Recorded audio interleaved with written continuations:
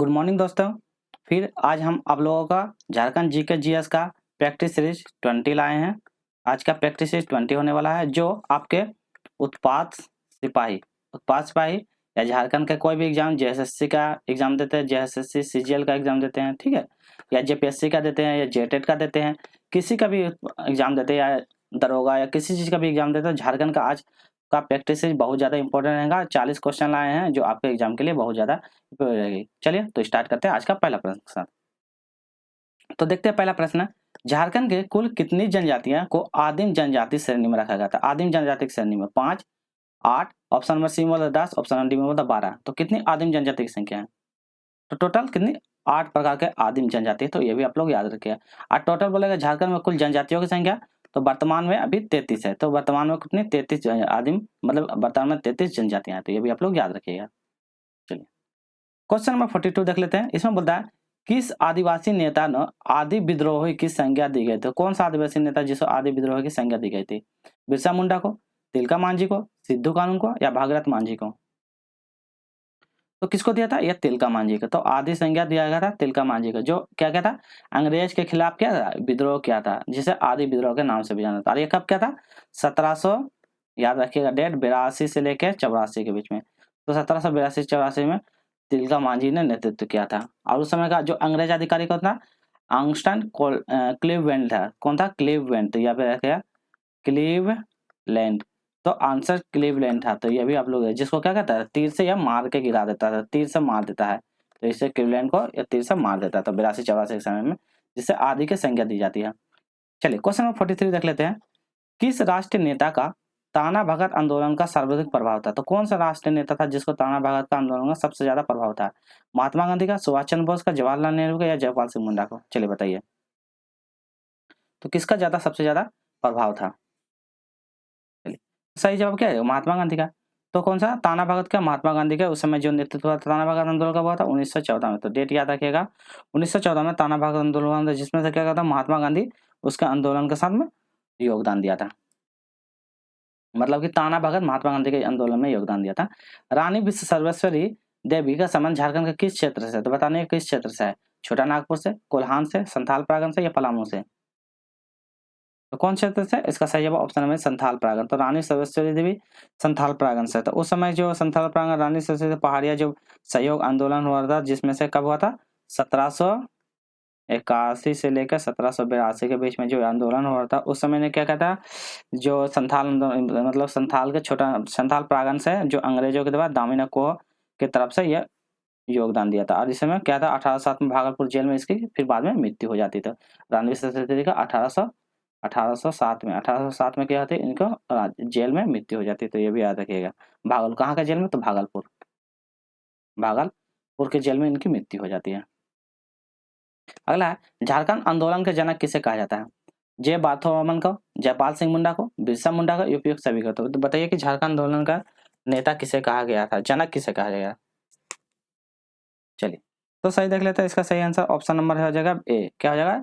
जे बार्थोलोमन। तो जे बार्थोलोमन का झारखंड आंदोलन का जनक माना जाता है। नेक्स्ट क्वेश्चन, झारखंड की जनजातियों की जनसंख्या के अनुसार सही अवरोही क्रम में बताना है। जनजाति के संथाल मुंडा उराव हो, संथाल उराव मुंडा हो, मुंडा संथाल उराव हो, और संथाल मुंडा हो? तो बताइए सही क्रम में। सबसे पहले बड़ी जनजाति आपको ढूंढना है। तो सबसे बड़ी संथाल होगी, उसके बाद उराव होगी, उसके बाद मुंडा होगी, उसके बाद हो होगी। तो ये भी आपको सीक्वेंस में याद रखना है। क्वेश्चन नंबर 47, किस जनजाति को सकेंद्र दामिनी कोह के नाम से जाना जाता है? दामिनी कोह के क्षेत्र के नाम से जानते हैं। संथाल को, उराव को, मुंडा को, या खरबार को? तो दामिनी कोह को कौन से बताइए? संथाल। तो ये भी याद रखा, संथाल जनजाति वाला क्षेत्र को दामिनी कोह के नाम से जानते हैं। अगला है, मुंडा जनजाति का विवाह को क्या कहते हैं? तो मुंडा जनजाति के विवाह को क्या कहते हैं? बापला, आयोजित, आरंडी, या सभी? तो क्या हो जाएगा? इसको आरंडी कहा जाता है। मुंडा के जो विवाह होते हैं उसको क्या कहते हैं? आरंडी कहा जाता है। जो संथाल जनजाति से जो वीडियो नहीं देखे हैं संथाल जनजाति से, तो संथाल जनजाति का जो पार्ट 1 और पार्ट 2 करवा दिए हैं, 1 और 2, जो नहीं देखे उसको जरूर देख लीजिएगा। इससे क्वेश्चन आपको बाहर नहीं जाएगा। अगला क्वेश्चन देख लेते हैं। 2011 की जनगणना के अनुसार झारखंड के किस जिले में सर्वाधिक जनसंख्या वृद्धि हुई है? धनबाद में, कोडरमा में, रांची में, हजारीबाग में? तो बताइएगा 11 की जनगणना के अनुसार बताना है सबसे ज्यादा मतलब जनसंख्या में वृद्धि कहाँ पे हुई है? तो कौन सा, ये कोडरमा वाले जिले में। तो कोडरमा में क्या होता है, सबसे अधिक जनसंख्या कितने पर हुआ था, 43.42%। तो ये भी याद रखिएगा, इतना प्रतिशत सार्वजनिक जनसंख्या वृद्धि दर्ज किया गया है। अगला क्वेश्चन है, झारखंड के प्रथम गैर आदिवासी मुख्यमंत्री रघुवर दास प्रथम कैबिनेट के किसके प्रभार में थे। तो बताना है रघुवर दास किसके प्रभार में थे, जल संसाधन के, श्रम नियोजन के, कल्याण या वित्त। तो ये पुराना क्वेश्चन है, तो इसको आप छोड़ भी सकते हैं, तो ऐसे भी बता देते हैं। तो उस समय कौन था, श्रम नियोजन के में थे, इसको स्किप कर सकते हैं। अगला है, वारचिती किस भाषा की लिपि है। तो ये बताना कौन सी भाषा की लिपि है, हो की, मुंडा की, संथाल के या कुरुक की। तो ये कौन सी जनजाति, हो जनजाति की। तो ये याद रखिए, हो जनजाति की वारचिती लिपि है, तो ये भी याद रखिएगा, ठीक है। और हो जनजाति का जो आविष्कार कौन था, लाको बद्रा। तो ये भी याद रखिएगा, कौन, लाको बद्रा। तो लोको बोदरा, तो लोको बोदरा जो हो जनजाति के क्या था, आविष्कार किए थे, ये भी याद रखिएगा। चलिए क्वेश्चन नंबर 52 देख लेते हैं। विश्रामपुर का किला झारखंड के किस जिले में स्थित है। तो बताना कौन सा जिले में है, पलामू में है, लातेहार में है, गुमला में या धनबाद में है। तो कहाँ हो जाएगा, पलामू। मतलब विश्रामपुर का किला कहाँ, पलामू में। तो ये भी आप लोग याद रखिएगा, पलामू में।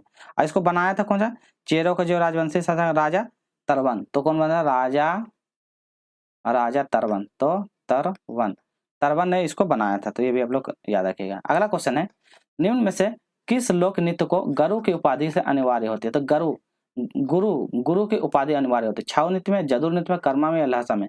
तो मतलब गुरु को उपस्थित होना जरूरी है, तो यह छाऊ नृत्य। तो यह भी याद रखिए, छाऊ नृत्य में क्या होता है, गुरु की उपस्थिति होना अनिवार्य है। आर्यावर्ष 2010 में क्या, यूनेस्को द्वारा विरासत के नृत्य में भी इसको लाया गया था। तो 2010 में, तो याद रखिए 2010 में यूनेस्को के द्वारा वर्ल्ड हेरिटेज सिटी में इसको जोड़ा गया है। अगला है, निम्न में से किस लोक नृत्य के गुरु की उपस्थिति अनिवार्य है। तो यही हो जाएगा ऑप्शन नंबर ए, इसको रिपीट हो गया। अगला देखते हैं, निम्न में से कौन सा वाद्य यंत्र झारखंड का प्राचीनतम तथा प्रमुख वाद्य यंत्र है। तो झारखंड का प्राचीनतम भी है और प्रमुख भी है, मदन भेरी, मादर, सिंगा या घमसा। चलिए, तो इसका सही है ऑप्शन में भी है मादर। तो याद रखिएगा, मादर जो झारखंड का मुख्यतम और प्राचीनतम भी है, तो ये भी आप लोग याद रखिएगा। इसको दूसरा नाम क्या है, तुकदम भी का नाम से भी जाना था, मादम को दूसरा नाम तुकदम, तो ये याद रखिएगा, तुमदम, तुमदक के नाम से भी जाना जाता है मादर को। अगला क्वेश्चन देख लेते हैं 55 में, निम्न में से कौन सी जनजाति सदानों के समूह मानी जाती है। सदान के समूह मानी जाती है, कुरमाली को, हो को, खरवार को या महली को। तो किसको माना जाता है, तो ऑप्शन नंबर इसको ये कुरमाली। तो कुरमाली क्या होता है, सादानों की समूह मानी जाती है। तो इसमें जैसे क्या होता है सर, क्या होता है, जैसे कि इस समय में कौन था, चिरक बड़ाई, करमाली, किसान जनजाति स्वयं को सदान मानते हैं। तो चिरक बड़ाई जो भी होते हैं, चिरक बड़ाई सब जनजाति इसी के अंतर्गत में आता है। अगला है, आदिवासी क्या है, सकम पवित्र पत्रिका प्रकाशन निम्न में से किसके द्वारा किया गया था। तो ये बताना किसके द्वारा किया गया था, जयपाल सिंह मुंडा के द्वारा, रामदयाल मुंडा के द्वारा, रघुनाथ मुर्मू के द्वारा, रामनारायण सिंह के द्वारा। तो किसके द्वारा, option number A, Jaipal Singh Munda. तो ये भी याद रखिएगा, जयपाल सिंह मुंडा। चलिए नेक्स्ट क्वेश्चन कहते हैं 58 में 7 का लेते हैं, मुंडारी टुडू को थारी नामक पुस्तक के रचनाकार निम्न में से कौन है। तो बताइए थारी पुस्तक नामक रचनाकार कौन है, रामदयाल मुंडा, जगदीश साहू, एन के बोस और डोमन साहू समीर। चलिए बताइए आप लोग। तो इसका सही जवाब क्या, ऑप्शन नंबर रामदयाल मुंडा। तो ऑप्शन नंबर ए ही इसका सही हो जाएगा। अगला क्वेश्चन है, कोचे कबारा के रचनाकार कौन है। कोचे कबारा का रचनाकार कौन, पूछे ये बताए, सोलेन मुर्मू, रामचंद्र कृष्ण, शिवचंद्र शर्मा या गोपाल दास। तो क्या हो जाएगा, ऑप्शन नंबर इसका ये होगा सोलेन मुर्मू। सही जवाब सोलेन मुर्मू। अगला है, ग्रह का फेर के रचनाकार के निम्न कौन है। तो ग्रह के फेर के रचनाकार कौन है, रामदास टुडू, सत्यनारायण दुबे, राधान कृष्ण आयाते। तो आप लोग रचनाकार से भी 2-3 क्वेश्चन आएगा ही, तो ये भी आप लोग याद रखिएगा, रचनाकार से एग्जाम में पूछेगा आपको, ठीक है। चलिए, तो इसका सही जवाब ऑप्शन नंबर अनंत सहाय अखोरी। तो इसका सही जवाब हो जाएगा। अगला है, गायब होता हुआ देश की रचना किसने किया। तो ये सब इंपॉर्टेंट है, तो याद रखिएगा।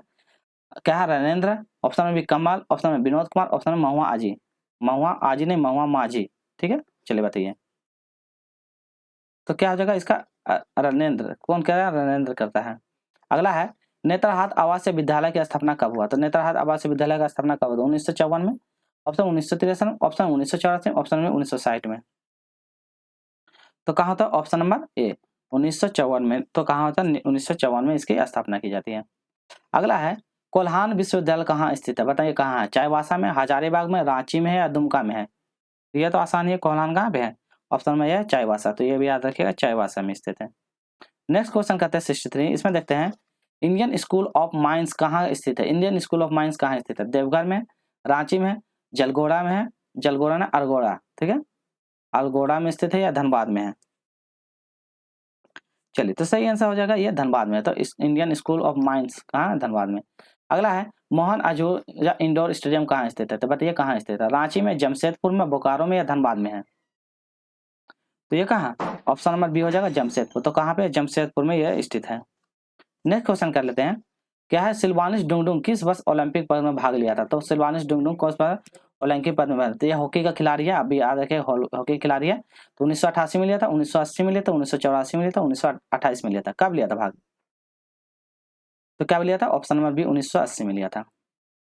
नेक्स्ट क्वेश्चन, शेखर बोस किस खेल से संबंधित है? तो बताइए शेखर बोस किस खेल से संबंधित? वॉलीबॉल से, बास्केटबॉल से, क्रिकेट से या तीरंदाजी से?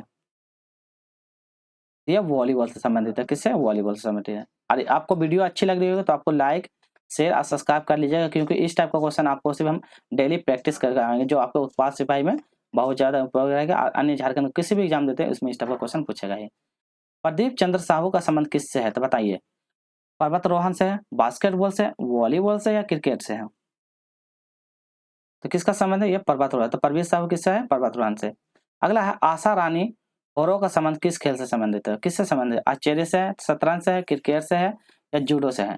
तो थोड़ा सा जूम कर देते हैं, एक मिनट। बताइए किससे संबंधित है, ये बताइए आप लोग। तो आशा रानी खेल किससे संबंधित है? ऑप्शन नंबर ए हो जाएगा आर्चरी से। आर्चरी से संबंधित है। अगला है झारखंड की सीमाएं कितने राज्य में लगती हैं? 5 राज्य में, 4 राज्य में, 3 राज्य में या 6 राज्य में? बताइए कितने राज्यों से लगती है? तो सही जवाब क्या जाएगा? Option number 5। तो 5 राज्य कौन कौन से हैं? जैसे बिहार के साथ लगता है, पहला हो गया बिहार, फिर वेस्ट बंगाल हो गया, फिर उड़ीसा हो गया, याद रखिएगा उड़ीसा हो गया, फिर छत्तीसगढ़ हो गया, छत्तीसगढ़ हो गया और यूपी हो गया। तो टोटल 5 राज्यों से लगती है और सबसे ज्यादा बिहार के साथ से बॉर्डर शेयर करती है। चलिए नेक्स्ट क्वेश्चन कर लेते हैं। दामोदर नदी का उद्गम झारखंड के कौन से जिले में स्थित है? कौन से जिले में है? पलामू में, हजारीबाग में, लातेहार में या गोड्डा में? तो क्या हो जाएगा? Option number C Latehar. तो दामोदर नदी कहाँ से निकलती है? लातेहार के निकलते हैं, लातेहार के तोड़ी से। अगला क्वेश्चन है, झारखंड की दूसरी ऊंची जलप्रपात निम्न से कौन सा? तो झारखंड की दूसरी ऊंची जलप्रपात, हुरंडू जलप्रपात, दसम जलप्रपात, पंचघाघ जलप्रपात, लोधघाघ जलप्रपात। तो क्या हो जाएगा? हुंडू जलप्रपात। तो हुंडू दूसरी बोलेगा तो हुंडू जलप्रपात, अब पहली बोलेगा तो लोधघाघ। तो फर्स्ट नंबर में लोधघाघ, जिसको बूढ़ा घाघ के नाम से भी आप लोग जाना जाता है, तो याद रखिएगा। अगला है झारखंड के अधिकांश भाग किस में मिट्टी के विस्तार है? तो झारखंड के अधिकांश भाग का किस प्रकार का मिट्टी का विस्तार है? काली मिट्टी, लाल मिट्टी, जलोढ़ मिट्टी या रेतीली मिट्टी? तो किस प्रकार की मिट्टी सबसे ज्यादा पाई जाती है? तो सबसे ज्यादा झारखंड में लाल प्रकार की मिट्टी पाई जाती है। अगला क्वेश्चन देख लेते हैं, झारखंड में कैंपा किस वर्ष अधिसूचित किया गया था? तो कैंपा का क्या है, किस बार अधिसूचित किया था? 2002 में, 2005 में, 2009 में, 2012 में? तो कब किया गया था? 2009 में। तो यह याद रखिए 2009 में। इसका मतलब फुल फॉर्म क्या था? Comparative apprenticeship fund management and planning order, ठीक है। इसका क्या उद्देश्य है? इसमें है प्राकृतिक वन प्रबंधन, वन्य जीव संरक्षण और आधारभूत संरचना का विकास। तो प्राकृतिक से, वन्य जीव संरक्षण आदि से इसको बचाने से है। अगला है तोप चाची अभ्यारण्य झारखंड के कौन से जिले में स्थित है? चतरा में, हजारीबाग में, गिरिडीह में या धनबाद में है? तो ये कहाँ पे है? Option number D Dhanbad. तोप चाची धनबाद कम है स्थित है, याद रखिएगा आप लोग। अगला है झारखंड के शुद्ध बोए गए कृषि क्षेत्र के कितने प्रतिशत भाग सिंचाई उपलब्ध है? तो बताइए कितना प्रतिशत सिंचाई उपलब्ध है? 15.7%, 12.77%, 13.2% और 11.7%। सही आंसर ऑप्शन नंबर बी हो जाएगा 12.77%, ये याद रखिएगा। अगला क्वेश्चन है, अजय या बराज परियोजना कौन से जिले में है? तो अजय बराज परियोजना कौन से जिले में है? देवघर में, रांची में, दुमका में या पलामू में है? तो कहाँ है? ये देवघर में। तो याद रखें ऑप्शन नंबर देवघर। अगला क्वेश्चन है, झारखंड में बोकारो इस्पात संयंत्र की स्थापना कौन सी वंशीय योजना के दौरान बनाई गई? तो बताइए, बहुत इंपॉर्टेंट क्वेश्चन है। प्रथम पंचवर्षीय योजना के दौरान, द्वितीय पंचवर्षीय योजना के दौरान, तृतीय पंचवर्षीय योजना या चतुर्थ पंचवर्षीय योजना के दौरान? कौन सी पंचवर्षीय योजना? सही आंसर क्या हो जाएगा? ऑप्शन नंबर, चलिए तो इसका सही हो जाएगा तृतीय पंचवर्षीय योजना के दौरान। तो कब से? तृतीय पंचवर्षीय योजना, जिसमें बोकारो इस्पात संयंत्र का स्थापना किया गया था। तो ये भी आप लोग याद करिए, जो बहुत ज्यादा इंपॉर्टेंट। और किसकी सहायता से? तो पूर्व सोवियत संघ से। तो सोवियत संघ, तो पूर्व सोवियत संघ, तो पूर्व सोवियत संघ यूएसआर से के सहयोग से तृतीय पंचवर्षीय योजना के अंतर्गत 1972 में उत्पन्न कार्य प्रारंभ हो गया था। तो यह भी याद रखिएगा। अगला है, जादूगोरा निम्न में से कौन सा खनिज के लिए प्रसिद्ध है? यूरेनियम के लिए, थोरियम के लिए, लोहा के लिए, अभ्रक के लिए। तो जादूगरा किसके लिए प्रसिद्ध है? ये थोरियम के लिए। तो याद रखिए, थोरियम बोलते हैं यूरेनियम के लिए, तो किसके लिए? यूरेनियम के लिए प्रसिद्ध है। तो ये भी आप लोग याद रखिएगा। नेक्स्ट क्वेश्चन कर लेते हैं 78, इसमें देख लेते हैं 79 में 2011 के पर्यावरण एवं पुनर्वास नीति किस वर्ष लागू किया? ये पिछला वाला प्रैक्टिस सीरीज में आया है, तो इसको अच्छा से याद रखिएगा। 2008 में, 2009 में, 2011 में, 2013 में। तो सही आंसर क्या है? Option number B, 2009। ये किस लिए है? ये क्या होता है, जो मतलब कि क्या बोलते हैं, आतंकवादी जो ये सब होते हैं, उन्हीं को क्या कहते हैं, संरक्षण देना, जो संरक्षण देगा उनको क्या करना, उनको विकास के लिए योगदान देना, उन्हें मतलब कि समाज में प्रतिष्ठा देने का काम करता है। ठीक है, तो ये भी आप लोग याद रखें। जो क्या बोलते हैं, टेररिस्ट सब है, उसी के लिए। ठीक है, चलिए अगला देख लेते हैं। पर्यावरण एवं पूर्वाभास नीति के तहत गठित स्क्रीनिंग समिति का अध्यक्ष किसने नियुक्त किया था? पुलिस महानिरीक्षक ने, जिला दंडाधिकारी ने, पुलिस अधीक्षक ने, या विशेष शाखा अधिकारी ने? किसके माध्यम से ये किया गया था? ये किया गया था पुलिस अधीक्षक के द्वारा। तो पुलिस अधीक्षक के द्वारा किया गया था, जिसमें क्या कहता है, उनको क्या कहता है, सम्मान देना, उनको जो भी ये है वो सम्मिलित होना चाहता है, उनको सम्मिलित करके उन्हें ये करना। तो नक्सलियों, जैसे यहाँ पे दिया, फिर नक्सलियों के लिए पतन एवं पूर्वाभास नीति किस वर्ष लाया गया था? अभी जस्ट पूछे थे, ऑप्शन नंबर इसका यही हो जाएगा, 2009 में। ठीक है, तो याद रखिएगा इसका 2009 में। चलिए नेक्स्ट क्वेश्चन कर लेते हैं। इसमें क्या बोला, क्वेश्चन बोला हाँ किस वर्ष लाया गया था। चलिए अगला क्वेश्चन है, औद्योगिक नीति 2012 के अंतर्गत भूमि अधिग्रहण करने के तथा आधारभूत संरचना के विकास के लिए उत्तरदायी संस्था बताना है। औद्योगिक क्षेत्र का विकास प्राधिकरण है, झारखंड औद्योगिक आधारभूत संरचना विकास कॉर्पोरेशन है, झारखंड है, उपक्रम सभी है। तो बताइए इसका मतलब कि कौन सा उत्तरदायी संस्थान है? तो सही आंसर क्या है? औद्योगिक क्षेत्र विकास प्राधिकरण संस्थान, यही इसका सही जवाब हो जाएगा। इसको सही जवाब हो जाएगा इसमें। चलिए अगला क्वेश्चन करते हैं 83, JIIDCO से क्या अभिप्राय है? झारखंड औद्योगिक आधारभूत संरचना विकास, झारखंड औद्योगिक निवेश निगम विकास, अगला है झारखंड औद्योगिक आयात निर्यात विकास, और ऑप्शन में इन्वेस्टमेंट। तो ये सब इंपॉर्टेंट है, इसको जरूर याद करके जाइएगा। चलिए बताइए, तो इसका सही आंसर ऑप्शन नंबर हो जाएगा, क्या हो जाएगा, झारखंड औद्योगिक आधारभूत संरचना विकास निगम। नेक्स्ट क्वेश्चन कर लेते हैं, पुनः स्थापन एवं पुनः, तो यही है नेक्स्ट स्लाइड। ये मतलब नक्सलियों के लिए किसे क्या होता है, नोडल मंत्रालय बनाया गया था। तो किसे नोडल मंत्रालय बनाया गया था? राजस्व एवं भूमि सुधार को, मानव संसाधन विभाग को, गृह मंत्रालय एवं उपयुक्त में सभी। तो चलिए बताइए आप लोग सही जवाब। तो राजस्व एवं भू सुधार अधिकार को, इसका ऑप्शन नंबर ए सही होगा। नेक्स्ट क्वेश्चन देख लेते हैं, राज्य के किस स्थान में एक विशेष क्या विश्व स्तरीय इलेक्ट्रॉनिक विनिर्माण कला स्टार निर्माण किया गया था? विनिर्माण कला स्टार निर्माण, कल स्टार निर्माण किया गया था? रांची, जमशेदपुर, बोकारो या सभी? कहाँ किया गया था ये पूछा है, तो कहाँ हो जाएगा, जमशेदपुर। इसका सही जवाब option number B, Jamshedpur. Next question है, क्या पूछा, हिंदुस्तान कोपा लिमिटेड कहाँ स्थित है? पूर्वी सिंहभूम में, पश्चिम सिंहभूम में, सरायकेला खरसावां में, या रांची में? तो यह कहा पूर्वी सिंहभूम में, याद है, तो याद रखिएगा पूर्वी सिंहभूम में। ठीक है, तो याद रखिएगा। चलिए नेक्स्ट क्वेश्चन करते हैं 87, इसमें देख लेते हैं, राज्य आपदा विभाग का गठन झारखंड के राज्य में किस वर्ष किया गया था? आपदा विभाग का गठन 2005 में, 2016 में, 2004 में, 2010 में? तो कब किया गया था? 2004 में। तो याद रखिएगा 2004 में इसका गठन किया गया था। नेक्स्ट क्वेश्चन आ जाएगा, सिंदरी उर्वरक कारखाना कैसे उपकरण है? तो सिंदरी उर्वरक कारखाना कैसी राज्य सरकार, केंद्र सरकार, निजी सरकार, तो उर्वरक कारखाना कैसे उपकरण है? तो यह केंद्र सरकार के द्वारा उपकरण कारखाना है। तो क्या केंद्र सरकार उपकरण कारखाना के रूप में आते हैं। अगला है, GIADA किस स्थापना कौन सा वर्ष हुआ था? 1970 में, 1972 में, 1974 में, 1975 में? चलिए तो सही आंसर देख लेते हैं, इसका सही आंसर हो जाएगा 89 ना। तो 89 का सही आंसर ऑप्शन नंबर सी हो जाएगा। क्या हो जाएगा 89 का ऑप्शन नंबर 1974 में। इसका फुल फॉर्म क्या होता है? झारखंड इंडस्ट्रियल एरिया, क्या होता है, झारखंड इंडस्ट्रियल एरिया डेवलपमेंट। तो Jharkhand industrial area development authority कब 1974 में इसकी स्थापना की जाती है। ठीक है, तो ये भी आप लोग याद रखिएगा।